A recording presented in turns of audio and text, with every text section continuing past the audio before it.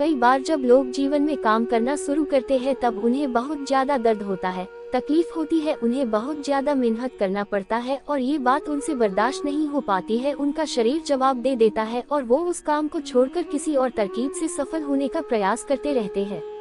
लेकिन याद रखिएगा, इस प्रकार से कोई भी व्यक्ति जीवन में सफल नहीं हो पाता है। याद रखिएगा कि सफलता का मार्ग मेहनत, दर्द और तकलीफ से होले गुजरेगा और यह आपको सहना ही पड़ेगा, तो इसके लिए आप हमेशा तैयार रहिए। तो चलिए इस बात को एक कहानी के माध्यम से समझते हैं। एक बार एक मूर्तिकार अपनी छीनी और हथौड़ी से एक पत्थर को भगवान की मूर्ति का आकार देने का प्रयास कर रहा था। जैसे ही वह छीनी पर अपना हथौड़ा चलाता, वह पत्थर चिल्लाने लगता और कहने लगता कि ये क्या कर रहे हो, मुझे इतना मार क्यों रहे हो, मुझे बहुत दर्द हो रहा है, तकलीफ हो रही है, पीड़ा हो रही है, मुझे अपने हाल पर छोड़ दो और यहाँ से चले जाओ। मूर्तिकार ने उस पत्थर से कहा, मुझे बहुत अच्छे से पता है कि तुम्हें बहुत ज्यादा दर्द हो रहा है, तकलीफ हो रही है और तुम बहुत ही ज्यादा पीड़ा में हो, लेकिन यदि आज तुमने इस दर्द को नहीं सहा, इस तकलीफ को नहीं सहा, तो जीवन भर तुम यही इसी प्रकार से पड़े रहोगे।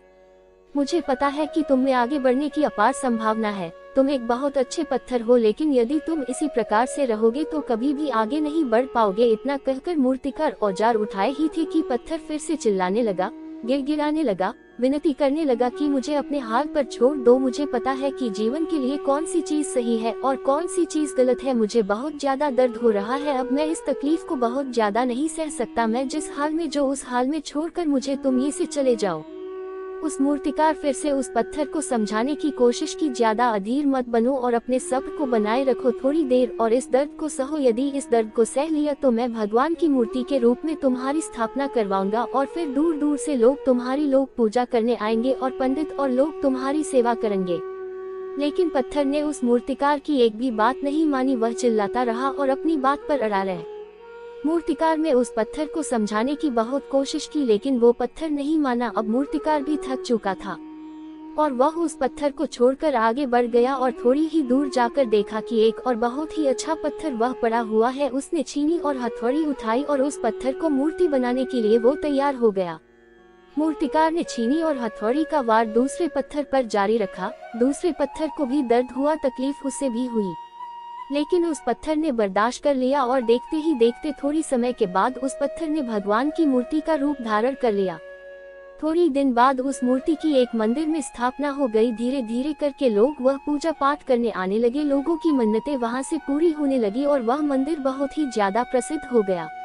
अब धीरे धीरे करके दूर दूर के गांव से लोग वहां पूजा पाठ करने आने लगे। फिर एक दिन और उससे पत्थर को उसी मंदिर में लाया गया और उसे एक कोने में रख दिया गया। अब लोग आते और उस पर नारियल फोड़ते। ये कोई और पत्थर नहीं बल्कि भी पत्थर था जिसने दर्द को नहीं सहा था।